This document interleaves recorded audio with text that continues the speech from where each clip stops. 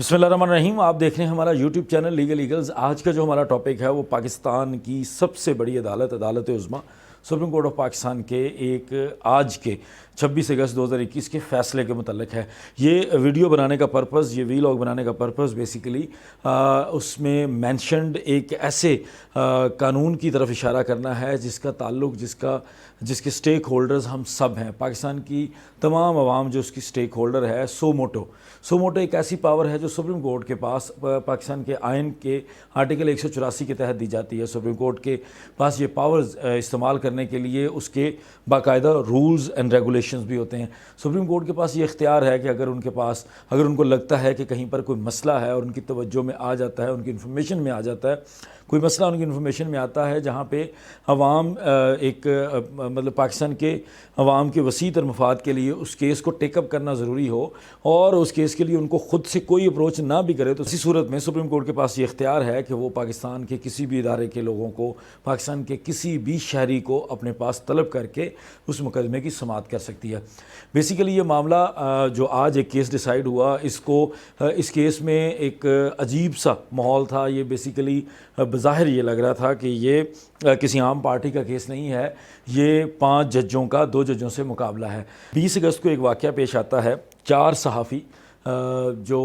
पाकिस्तान के शायद वो सहाफ़ी हैं जिनको सिर्फ पाकिस्तान के ख़िलाफ़ बोलने के लिए कुछ मिलता है। हमेशा पाकिस्तान के इदारों में तसादम कराना, पाकिस्तान के अंदर शरअंगेज़ी फैलाना, पाकिस्तान के अंदर जो है वो बदअमनी फैलाने में इन सहाफ़ियों का किरदार रहा है। तो ऐसे 4 सहाफ़ी जिनमें असद तूर, जिनमें क़य्यूम सिद्दीकी, जिनमें इमरान मीर और जिनमें इमरान शफ़क़त, ये 4 नाम थे। ये चारों सहाफ़ी 20 अगस्त 2021 को एक सादा दरख्वास्त लेकर जिसमें कुछ भी नहीं लिखा, सिर्फ ये कहते हुए कि जी हमें हरासा किया जा रहा है इदारों की तरफ से, तो लिहाजा कोई एक्शन लें, और ये दरख्वास्त लेकर वो अपनी मर्ज़ी की एक अदालत जो कि काजी फ़ाइज़ ईसा साहब, जो कि जिनके बारे में बहुत ज़्यादा मशहूर है, जो आए दिन चीफ़ जस्टिस ऑफ पाकिस्तान और सदर पाकिस्तान या बाकी सियासी शख्सियात को ख़तूत लिखते रहते हैं। काजी फ़ाइज़ ईसा साहब की अदालत में ये जो 4 सहाफ़ी हैं ये एक ख़त लेकर जाते हैं और उस ख़त को ये बेसिकली एक नोट लेकर जाते हैं, एक शिकायत लेकर जाते हैं कि जी हमें हिरासा किया जा रहा है इदारों की तरफ से। और काजी फ़ाइज़ ईसा साहब बग़ैर किसी प्रोसीजर को फॉलो किए, बग़ैर ये देखे ये दरख्वास्त जो है वो डायरेक्टली 4 सहाफ़ी मेरे पास लेकर आए हैं और मेरे पास क्या इख्तियार है, बग़ैर ये देखे कि इसको सुप्रीम कोर्ट के बाकी दफातर के थ्रू होकर आना चाहिए, बग़ैर ये देखे कि पाकिस्तान की 22 करोड़ अवाम में से किसी के लिए भी ये तरीक़ेकार नहीं है कि वो डायरेक्टली किसी अदालत के अंदर जाकर अपनी दरख्वास्त देकर उसके ऊपर सुनवाई कर सकें, उसके ऊपर समाअत करवा सकें। बग़ैर ये सब कुछ सोचे हुए जस्टिस काजी फ़ाइज़ ईसा और ना सिर्फ उस दरख्वास्त को अपने पास रख लेते हैं बल्कि उनका हवाला दिए बग़ैर पाकिस्तान के इदारों के बड़ी बड़ी शख्सियात को अपने पास तलब कर लेते हैं। और ये कहते हैं जिसमें चेयरमैन पैमरा शामिल है, जिसमें सेक्रेटरी इंटीरियर शामिल है, जिसमें सेक्रेटरी इस तरह के और बहुत सारे महकमों के सेक्रेटरी, और इन तमाम लोगों को अपने सामने तलब कर लिया जाता है। जब ये मामला नोटिस में आता है जो एक्टिंग चीफ़ जस्टिस हैं उमर अताब बंदियाल साहब, तो वो फौरी तौर पर इसके ऊपर एक एक्शन लेते हुए इस सारे मामले को टेकअप करते हैं और फौरी तौर पर इस ऑर्डर को रोक देते हैं कि ये ऑर्डर नहीं होना चाहिए, और 5 रुकनी एक बेंच तश्कील देते हैं कि इस मामले को देखने के लिए 5 रुकनी बेंच समाअत करेगा। उस बेंच ने बेसिकली आज समाअत की कि उस ऑर्डर की क्या फेट है। बहुत सारी ख़बरें ये भी हैं और अभी मुकम्मल ऑर्डर आने के बाद पता चलेगा कि काजी फ़ाइज़ ईसा साहब के ख़िलाफ़ इस सारी सिचुएशन के अंदर कोई एक्शन तो नहीं हुआ, लेकिन आज एक शॉर्ट ऑर्डर जारी कर दिया गया। अब ये वीडियो बनाने का मकसद ये है कि ये जो सोमोटो पावर्स है, चूँकि ये पाकिस्तान की तमाम आवाम से रिलेटेड है, हमारी तमाम आवाम का इसके साथ डायरेक्टली ताल्लुक़ है, क्योंकि ये सोमोटो की जो पावर सुप्रीम कोर्ट ने एक्सरसाइज करनी होती हैं, ये बेसिकली सुप्रीम कोर्ट ने पाकिस्तान की आवाम के मफाद के लिए, पाकिस्तान की आवाम की फ़लाह व बहबूद के लिए करना होती हैं। और ये बड़ा ज़रूरी है आम आवाम के लिए जानना कि वो जो सोमोटो पावर सुप्रीम कोर्ट के पास हैं, क्या वो सुप्रीम कोर्ट के हर बंदे के पास हैं, मतलब सुप्रीम कोर्ट के तमाम जजों के पास हैं, या सुप्रीम कोर्ट के صرف چیف جسٹس صاحب کے پاس ہے. تو بیسیکلی ٹوٹل 3 کویسچنز کے اوپر آج یہ جو فائنل آرگیومنٹس ہوئے، جس میں پاکستان کی وکلا کمیونٹی کو بھی دعوت دی گئی کہ آپ بھی آ کر اس میں اپنا رول پلے کریں، اور سپریم کورٹ بار ایسوسی ایشن نے اپنا رول پلے کیا، پاکستان بار کونسل نے اپنا رول پلے کیا، اور صحافیوں کی طرف سے بھی وکلا نے اپنے دلائل دیے. تمام دلائل کے بعد اب اس میں جو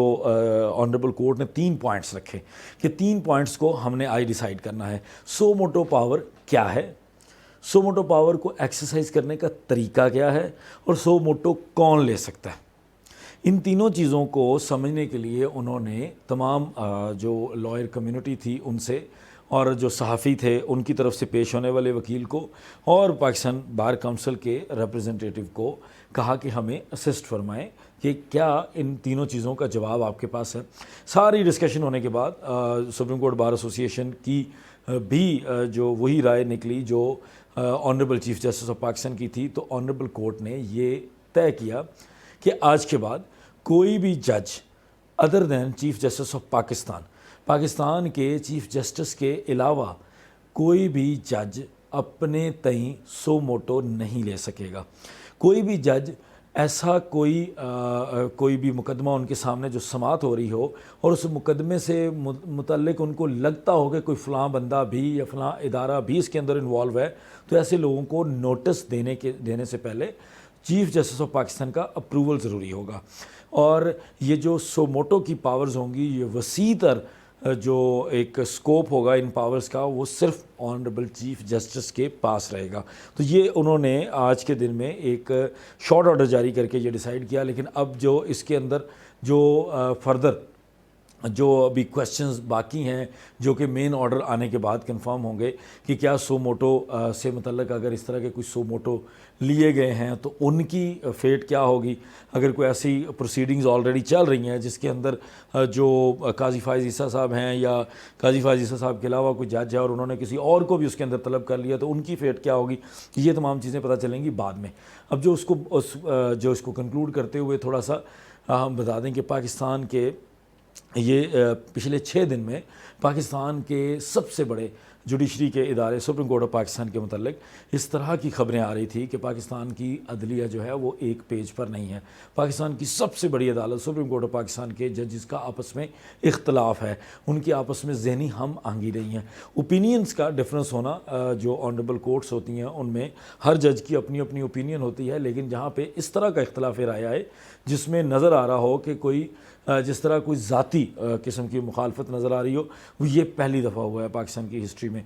بیسیکلی اس کے اوپر بہت سارے لوگوں نے اپنا تبصرہ بھی دیا، اور بظاہر جو چیز سمجھ میں آئی، جو آنریبل سپریم کورٹ نے آج ڈیسائیڈ کیا، وہ ایک بہت ہی لاجیکل قسم کا ڈیسیجن تھا کہ یہ ممکن نہیں ہے کہ آپ پاکستان کے